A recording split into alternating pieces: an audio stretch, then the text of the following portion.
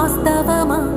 ఇన్నాళ్ళ గాయాలు మాయమమ్మా, అచ్చంగా ఈ రోజు నాదేనమ్మా. కన్న ప్రాణాలు ఉల్లాస తోరణమాయేనమ్మా. కంటి చెమ్మల్లోనూ నేడు సంతోష ఛాయలమ్మా. నమ్మలేని కలలు నిలిచే కనుల ముందే